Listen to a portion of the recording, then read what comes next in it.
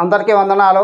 దానియేలు గ్రంథం 70 వారాల కాలాన్ని 3 భాగాలుగా విభాగించారు.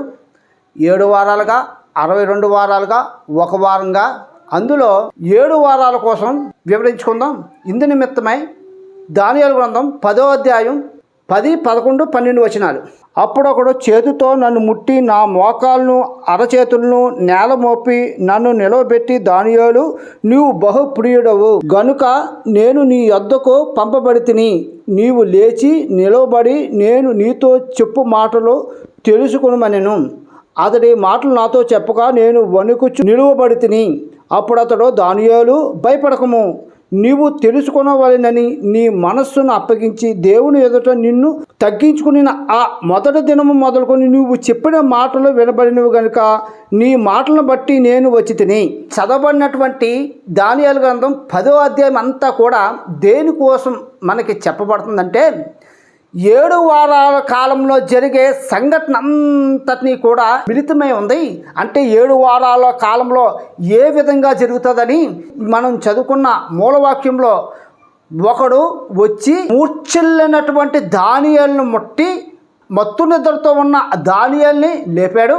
ఈ లేపిన వ్యక్తి ఎవరంటే ఈయనే మెస్సయ్య. ఏమని చెప్తున్నారు దానియేలు కోసం? నీ కోసం నేను పంపబడితిని అని చెప్తున్నారు. నీ మనసుని అప్పగించి తగ్గించుకుని నువ్వు జీవించావు. అంటే 7 ఏళ్ల శ్రమల కాలంలోని ఆ శ్రమలను తట్టుకోలేక అరణ్యానికి చుట్టుపక్కల దేశాలకి పారిపోయిన ఇశ్రాయేలు ప్రజలు 7 సంవత్సరాలు తీరిపోగానే మరలా వాళ్ళ స్వస్థలమైనటువంటి యెరూషలేములోకి తిరిగి వస్తారు. వచ్చిన వీళ్ళు మనం చేసిన పాపాల మూలంగా, అతిక్రమం మూలంగా పశ్చాత్తాపం పడదామని చెప్పి మారు మనసు పొందుకొని ఇప్పుడు దేవుడి పట్ల వాళ్ళు భయభక్తులతో విశ్వాసంతో జీవించడం మొదలు పెడతారు. ఆ మొదలు పెట్టిన మొదటి దినం మొదలు పెట్టుకుని నీవు చెప్పిన మాటలు వినబడినవి అంటే ఏంటి? యెరూషలేములోకి వచ్చిన ఇశ్రాయేలు ప్రజలందరూ కూడా ఇప్పుడు మొరపెట్టడం మొదలు పెడతారు. దేవుడికి ప్రార్థన చేయడం, పశ్చాత్తాపడడం, దేవుడి పట్ల భయభక్తులతో విశ్వాసంతో ఉండడం మొదలు పెడతారు. ఈ విశ్వాసాన్ని చూసి ఇప్పుడు 7 వారాలు అయిపోగానే అభిషిక్తుడైనటువంటి యేసుక్రీస్తు ప్రభువారు, నీ మాటలను బట్టి నేను వచ్చి తిని అని చెప్తున్నారు. దానియేలు గ్రంథం 9వ అధ్యాయంలో ఏమని చెప్పబడుతుంది? దానియేలు గ్రంథం 9వ అధ్యాయం 25 వచనం. యెరూషలేమును మరలా కట్టించి వచ్చిన ఆజ్ఞ బయలుదేరిన సమయం మొదలుకుని అభిషిక్తుడుగా అధిపతి వచ్చే వరకు 7 వారములు పట్టునని స్పష్టంగా గ్రహించుము.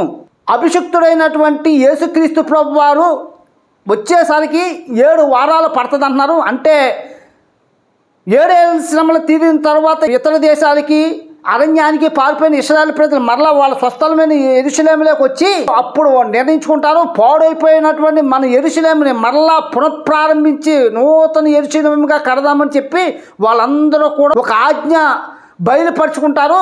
అప్పటి నుంచి 7 వారాల తర్వాత అభిషిక్తుడైన యేసుక్రీస్తు ప్రభు వస్తారని చెప్పబడుతుంది.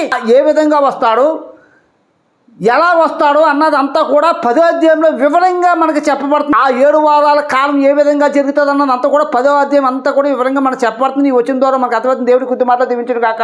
ఆమేన్.